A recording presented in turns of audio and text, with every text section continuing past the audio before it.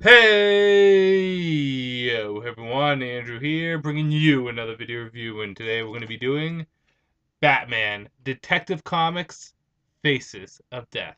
Take a look at this comic cover right here. Now, Faces of Death is the first volume in the Detective Comics line of Batman stories.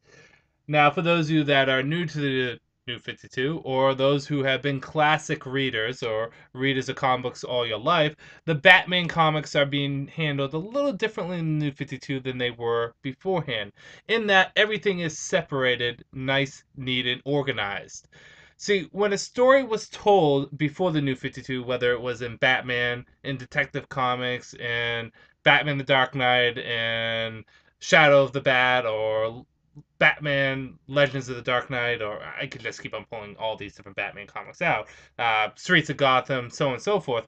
The comic was always put into trade with Batman and then what the story was. So, for example, Batman Heart of Hush was strictly a detective comic story. However, it was titled in trade Batman Heart of Hush.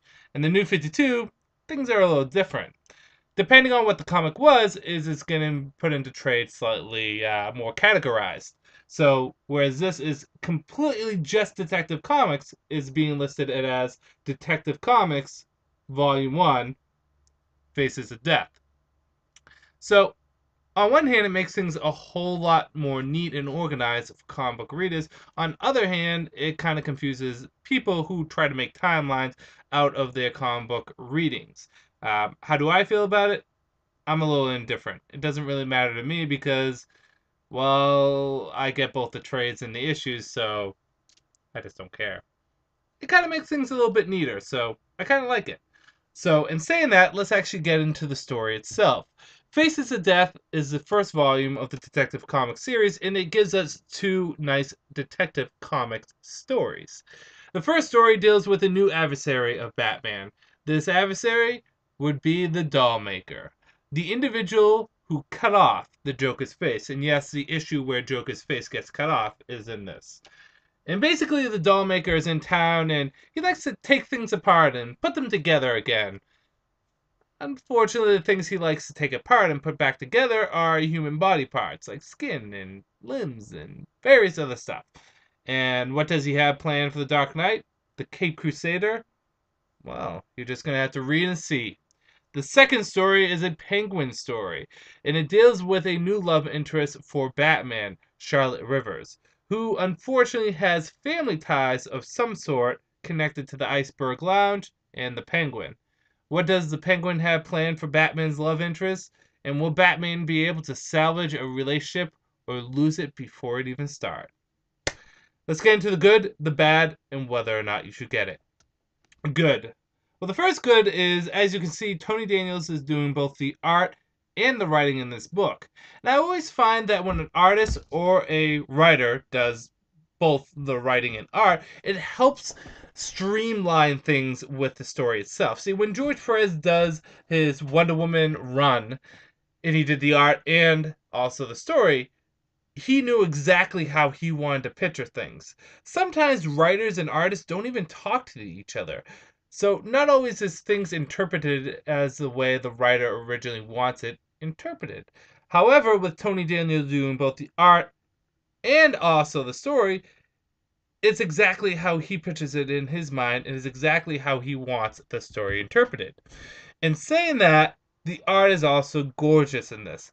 Maybe it's because I'm a fan of Tony Daniels, but with the exception of how he does Batman's ears in this well, the art is just absolutely great.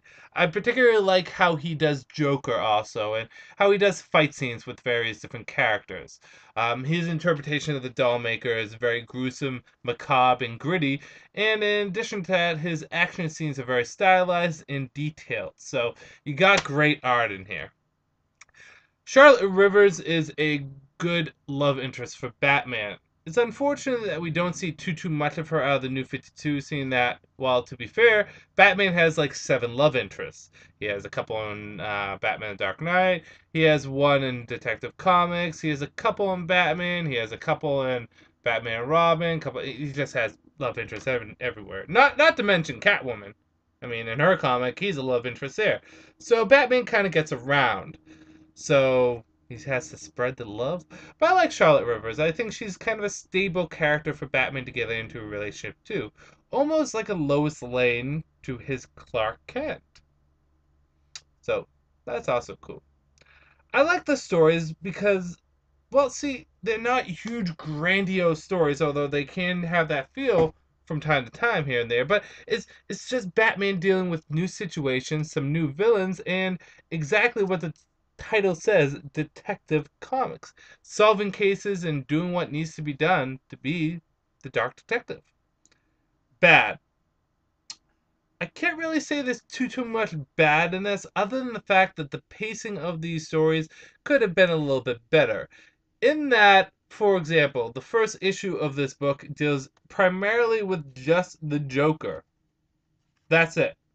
And then it switches right away into the Dollmaker.